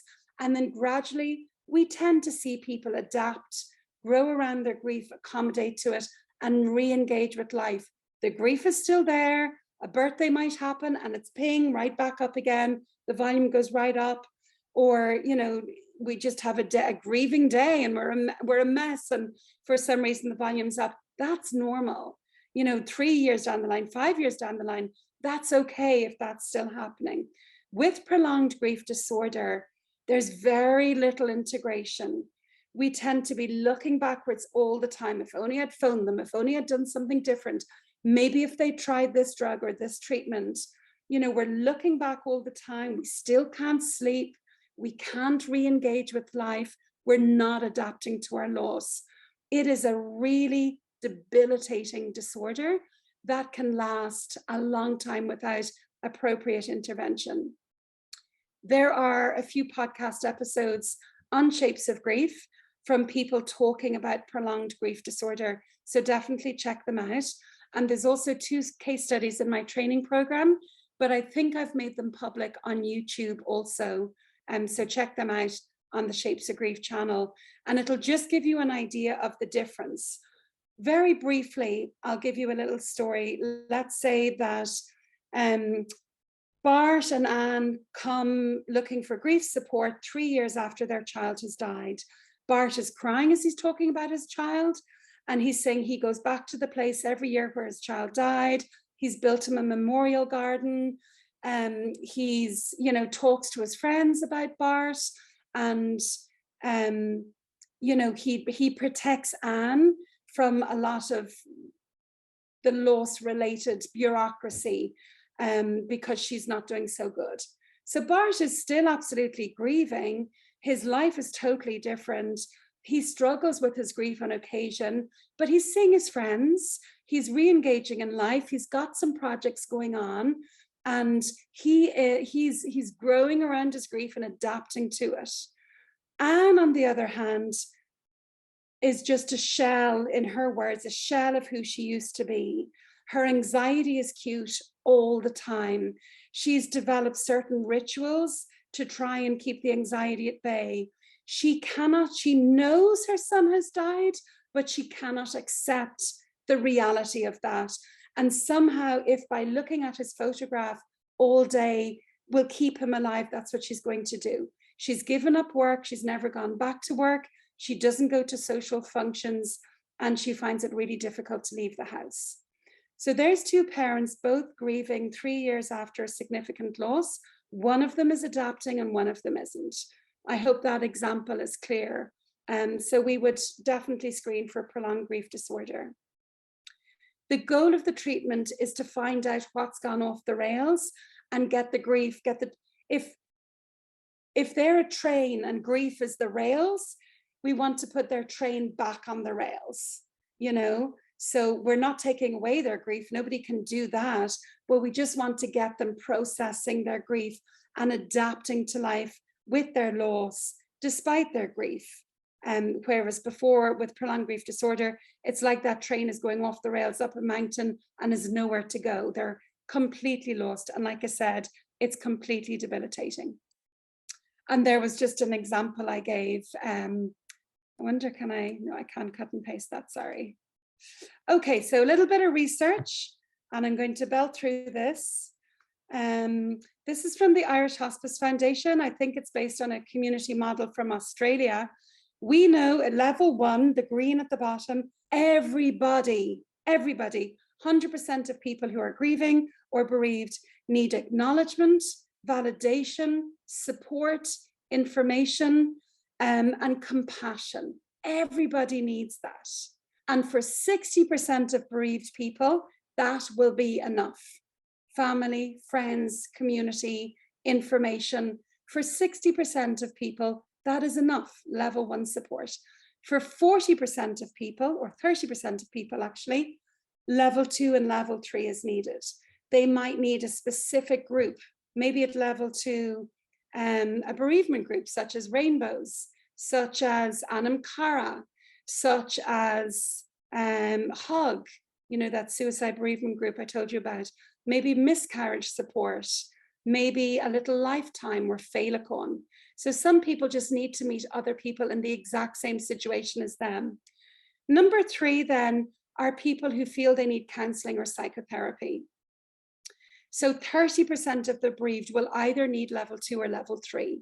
Now, we have a real problem in that level 3 is counselling or psychotherapy, but most of our counsellors and psychotherapies are not appropriately trained in grief. So you have people with additional needs going to get support and they're not finding it in many cases. Level 4 then is about 10% of the population, between 5 and 10% of the population, depending on the research you look at. And these are people whose grief does not integrate, and that's prolonged grief disorder. We see it up there. So I hope that's kind of clear. Pretty much everybody here at the webinar today will be offering level 1 support. So you're someone's friend, family member, community, and many of you here will be offering level 2 support as well if you're working in a hospital or a hospice, maybe running a bereavement group. So we sometimes need to be careful. If I'm sending somebody to a therapist at level 3 who doesn't have bereavement support, maybe I assume they do, or sorry, bereavement training, you know, maybe that person is actually better off going to a level 2 support group where people will get it, you know. So it's something that's been worked on at the moment. So here we go, 100% of bereaved people need acknowledgement of their loss. And that includes people who are going through anticipatory grief. They need information, they need support, they need family, friends, and community. 60% of bereaved people do not need professional support. 30% need additional support, and 10% need treatment for prolonged grief disorder, which is different to regular psychotherapy. Episode 5 of the Shapes of Grief podcast looks at this in more detail. Bereavement standards, we don't have any in Ireland, we don't have any in Australia, we don't have any in much of Europe. The UK has them. It's either 2009 or 2012. The NICE guidelines recommended that anyone professionally working, supporting people who are grieving should do 30 hours of grief training. Whether you're a nurse, a social worker, working in a hospital, a psychotherapist, a counsellor, 30 hours of grief training or education, and 12 hours of grief-related CPD. This is an hour and a half or 2 hours of that every single year. Most of us don't have that. And if we have it, we're being taught the stages of grief, which are useless. So I hope you can see just from what we've covered already today, which is just a taster, there is so much more. And the more equipped we are, the better the outcomes for those we're supporting. So it's up to each of us to ensure that we're working ethically and within our competence. Many of us fall very, very short of this recommendation. So what are the consequences then for the people we support if we're not trained? You know, that's what we really need to think about. I have a grief training. I'll speak more about it later. But if you want to have a look at it, it's on shapesofgrief.com. And I've done a discount code for 15% off. Use PAL week 15 and it'll give you 15% off, just in case anyone's interested. I hear this all the time. People come into my practice and they've been to 4, 5, 6 psychotherapists already, and they say they were very nice, but they just didn't get it. And this is what happens when someone is not appropriately trained in grief and loss. So there's the program. You can have a look at that in your own time. And this is on the website. So you can look at it on the website, what the training course will give you. We're going to move on now to cultivating a compassionate presence when accompanying bereaved people. How we respond to people who are grieving will either ease their grief or exacerbate it. We can't fix it, we can't make it better, but we can ease the moment for them, or we can make it worse. The human soul doesn't want to be advised, fixed, or saved. It simply wants to be witnessed, to be seen, heard, and companioned exactly as it is. That's by Parker Palmer. And Dr. Susan Delaney, formerly of the Irish Hospice Foundation, who taught me, used to say, you've 2 ears and 1 mouth, use them proportionately. So we need to do a lot more listening than talking. I'm going to In response to COVID-19, the Irish Hospice Foundation, in partnership with the Health Service Executive, set up a free phone support line for those bereaved during COVID, staffed by volunteers.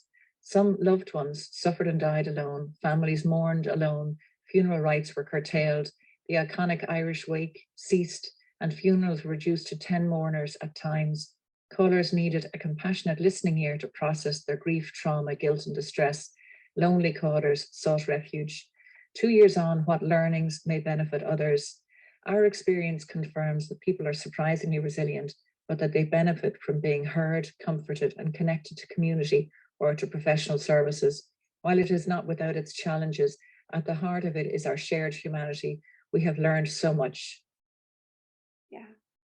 Sometimes we need to put down the label or the role and just show up as a human. You know, I was teaching some GPs a while ago, and one of them asked me, but what if, you know, I get really upset or I'm really moved by what someone's saying? I was like, be moved, be compassionate. That's okay. That's very different to tapping into your own losses. It's okay to be moved. It's okay to be compassionate with people that we are supporting. In fact, it's essential.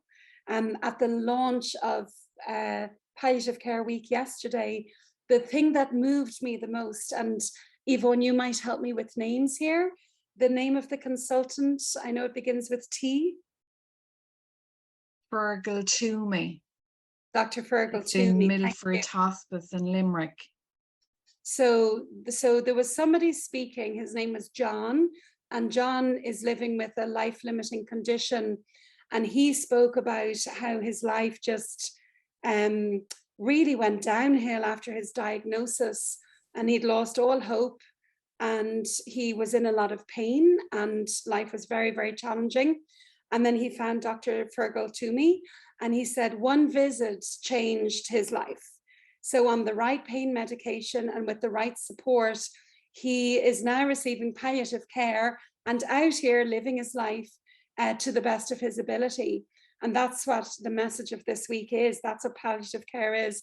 But what really moved me was, you know, that consultant, Dr. Fergal Toomey, was actually in the audience, not by design. So when John sat down, Dr. Toomey leaned over and gave him a fist pump, you know, and it was just that human connection. And then Dr. Fergal Toomey got up and he spoke from his consultant's perspective. And when he sat down, John gave him a fist pump. And to me, that's the essence of good care, human to human, with a compassionate heart. So some do's and don'ts. Don't try to advise, fix, make better, or comfort. Just don't do it. Bear witness, sit with, don't offer advice. Don't talk about your own losses and don't make comparisons. Don't try to make meaning of their loss and don't offer a silver lining. Don't avoid them, even if you don't know what to say. Don't offer platitudes or euphemisms unless they do. Don't tell them how they should feel, nor jolly them up, nor try to bright side their grief. Don't make assumptions about their experience. Don't assume that they have enough support and ask them what you can do. Big no's, watch out for toxic positivity. Saying things like, oh, I can't imagine, or I don't know how you do it, or if that was me, at least he's not suffering. He's in a better place now. Everything happens for a reason. Time heals all wounds. God doesn't give you more than you can handle. You're so strong. You look great.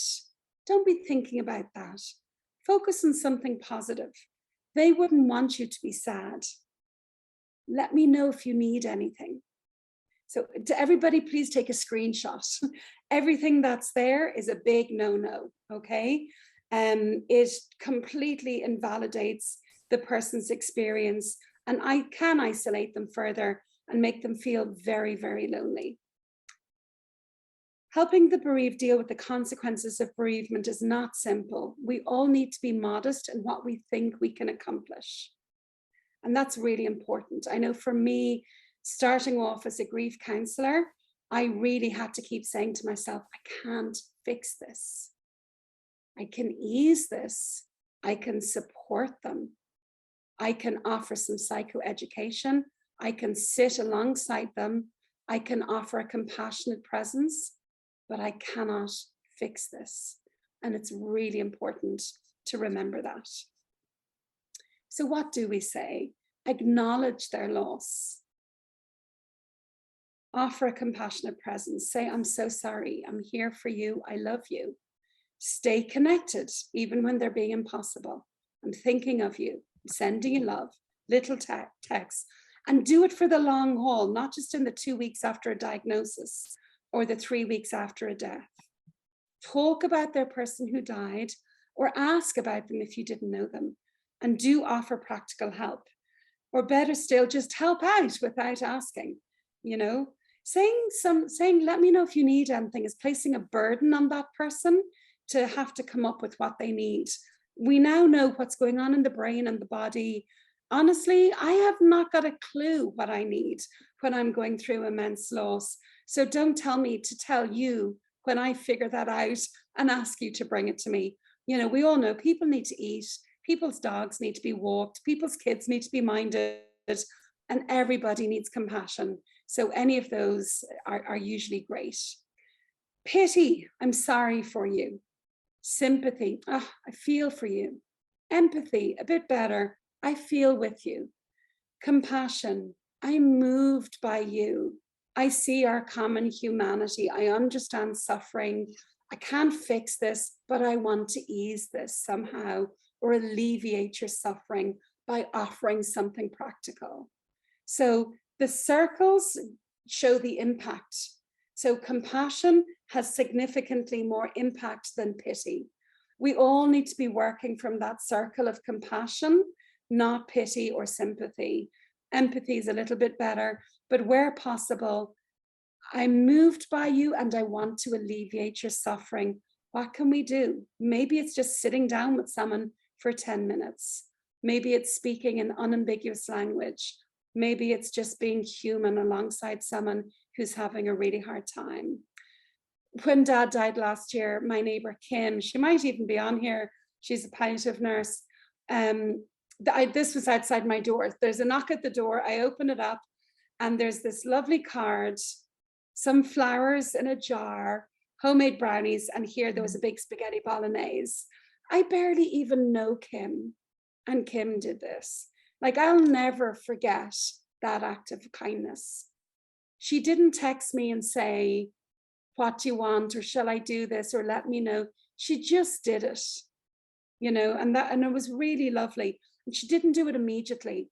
She waited till all the others had kind of disappeared and then brought this. It was really, really nice. Yeah.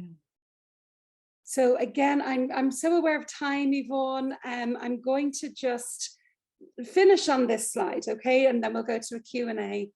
What are your key takeaways from tonight? And share in the chat what your key takeaways are, because they might be very different to what I want you to take away. And I just want to explain why I've been looking over here all night. I have Yvonne and Joanne and Paula there to my left. I said, would you guys please leave on your cameras so I'm talking to someone and not speaking into a void. Okay, so be grief trained. Often a different approach to traditional psychotherapy is needed when supporting people who are grieving. We really need to pull out our humanity. Do your own grief work and be aware of your limitations. If you are not dealing with your own grief, your own losses, you just simply can't show up to somebody else. Don't work outside your area of competence. If you're not grief trained, become grief trained or refer on. Ideally, become grief trained. We desperately need people who are grief trained. Remember that grief cannot be fixed or healed, only accompanied. Grief responses are not universal or prescriptive. So what's real for one person may be very different for someone else. Understand the theories and models of grief and how you can apply them to your clinical practice. Be excessively kind and compassionate. It goes such a long way. I remember walking down the street, it would have been 17 years ago, I had a new baby in a pram, and I was with my friend who also had a new baby, and this woman went by and waved and said, hi, Liz, and she was a midwife from the National Maternity Hospital, and I had met her on visits, you know, when I was pregnant, and I said, hi, Julie, and Julie cycled on, and Louise turned to me and she said, that's the midwife who delivered Lucy, you know, her daughter, and she said, she doesn't recognize me, but I will never forget her. And it's like that pivotal moment of birth, death, you know, breaking bad news. People never forget it. So make sure that what they're never forgetting is kindness, compassion, clarity, and humanity, common humanity, because that will go a long way for them in their bereavement. So, Will we finish Liz, there to allow time for a Q&A? yeah, so I think that's just a lovely note to finish on there, you know. Let it be the right thing to remember, you know, from your experience, I suppose, with people. So I think some of the questions, Liz, were around, you know, dealing with that prolonged grief. There was one, just bear with me a moment. Somebody who was saying, how do we as paramedics support people during end of life care in the pre-hospital? So before the person needs to go into a hospice or hospital at that stage, before that, how do paramedics support them? And it's a, you know, there isn't one answer of here's how you do it. But a lot of what I've been saying all evening, with kindness, with compassion, just showing up, being alongside people, you know, taking time to just to ask, how are you? You heard Nora Casey in that little excerpt where the consultant said, what happened to you? What's going on here? You know, and how that made the world of difference. You know, someone just going, okay, I see that something's gone on in your life, and someone has taken the time to ask. You know, there's themes. While anticipatory grief is different to bereavement, which is different to ambiguous loss, the common theme here is community compassionate response. You know, being human, showing up, being present, listening, being practical with your supports. I know that's quite a vague answer, but I hope it goes some way in answering that question. Thanks, Liz. Also, somebody had said, and I'm not sure how you would answer this one, but is medication sometimes recommended in that situation with prolonged grief that maybe people aren't able to manage? I don't know. That's yeah. So I'm not a doctor, obviously, so I'd never give recommendations about medication. But what I can say with people I've supported in prolonged grief, I've had people come to me years after a loss who were on a significant amount of medication, who came off their medication after prolonged grief therapy. And then I've also supported people where I would recommend they would go to their GP, maybe, that there's a place for medication if their GP felt that. So it really depends on the individual. It can work either way. Sometimes when our nervous system is just so activated and it's just not coming down and we haven't slept for months, you know, there can be a place for medication just to alleviate that, to give someone a break from their own experience, so that they can then come back with be a bit more rested to be able to process their grief. Thank you, Liz. And then quite a few had asked about the grief training, Liz. I know we've been sharing the link there to your website for information on that. Do you want to say any more? Yeah, absolutely. So I trained with the Irish Hospice Foundation about 8 years ago. I did their 2-year master in loss and bereavement, and I actually teach on it now. I really recommend that. But for people who don't have 2 years or 12 grand, I have developed an online training. It's 4 modules. There's 40 hours altogether. I'm looking at theories and models. I interview many of the theorists, looking at types of grief, types of loss, and then looking at grief in clinical practice as well. It's on shapesofgrief.com. You've put it up there. Great, thank you. And there's the PAL Week 15 code if you'd like to get 15% off for the next few days. It is a really good training. And And so if you want sort of a broad, good, thorough grief training that's evidence-based from the researchers and the academics, as opposed to, you know, some of the wishy-washy stuff that's out there, I would really recommend it. It's an award-winning training. So check it out. You can see a lot of who's there, what their background is, and some of the all of the topics that we discuss. You can see all of that on the website before you purchase.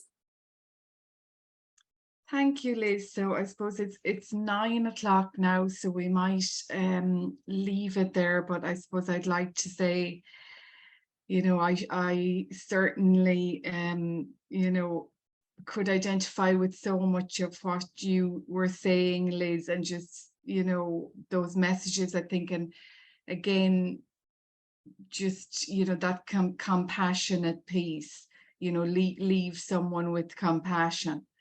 And I just think it's so important to remember that, and I suppose to and everyone is different and no experience is the same, and just to mind yourself, I suppose, as well. And so shapesofgrief.com, Liz has loads of podcasts as well, so like Nora's, so powerful, and Sheila's, I actually shared the link there earlier on, Sheila Boland's. There's lots of others there. But could I also just draw your attention to the palliativehub.com. Claudia, you might just put in the link there to the palliativehub.com. We are in Palliative Care Week, and just to let people know that there are a lot of resources there for adults, about adult palliative care, children's, and also supports for carers as well. So just to highlight that as well, I suppose, this Palliative Care Week, and to say thanks so much again. The recording will be available on AIIHPC YouTube channel, but I think we will be making the link available to attendees. So thanks so much, and I hope you enjoyed it. And I just have a quick request. I would be so grateful if you would give me a Google review, because I'm self-employed. I don't work for any organization. And just to help people find my work, apparently Google reviews are the things to do. And a review on Apple Podcasts, if any of you are listening to the podcast, that would really mean a lot to me. If I was to get a few reviews tonight, you just follow that link and click on whatever star. I would be so grateful if you could do that for me. Thank you. Yeah, I shared the link for the review as well there, Liz. Thanks. Brilliant. Thanks a million. Okay, so good night, everyone. Good night, everyone. Thank you all Thank very you so much. for coming.